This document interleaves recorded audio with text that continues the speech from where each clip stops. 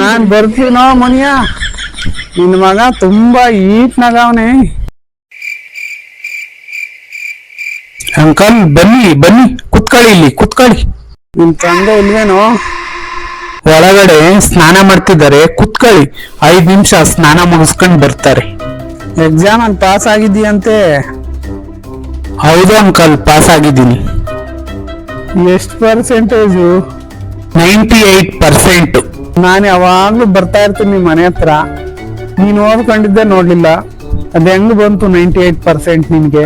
ಅದ್ ಹೆಂಗ್ ಪಾಸ್ ಆದೆ? ನಾವು ಓದ್ಕೊಂಡಿದೀವ ಇಲ್ವಾ ಅನ್ನೋದ್ ಮುಖ್ಯ ಅಲ್ಲ ಅಂಕಲ್, ಪಾಸ್ ಆಗಿದೀವ, ರಿಸಲ್ಟ್ ಬಂದೈತಾ ಅನ್ನೋದ್ ಮುಖ್ಯ.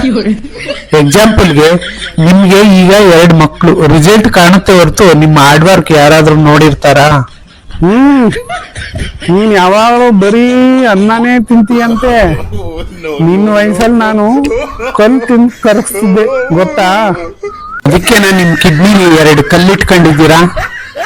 ಈಗಿನ ಕಾಲದ ಹುಡುಗರು ನೀವು ಬರೀ ಕಾಮಿಡಿ ಮಾಡ್ತೀರ ಅಷ್ಟೇ. ನಾವ್ ಅವಾಗ ದೀಪದ ಬೆಳಕಲ್ಲಿ ಓದ್ತಿದ್ವಿ, ಗೊತ್ತಾ? ಹಗಲೆಲ್ಲ ಏನ್ ಕೇಳ್ತಿದ್ರು, ಇವಾಗ ಬರ್ತೀವಿ ಅಂತ ಹೇಳ್ತಾ ಇದ್ದೀರಾ? ನಿಮ್ಗೆಲ್ಲ ನಾವು ಕುರಿಗಳ ತರ ಕಾಣ್ತೀವಿ.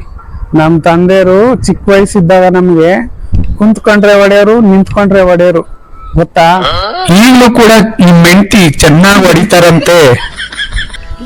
ನಾನ್ ಬರ್ತೀನೋ ಮನಿಯ, ನಿನ್ ಮಗ ತುಂಬಾ ಈಟ್ನಾಗವನೆ.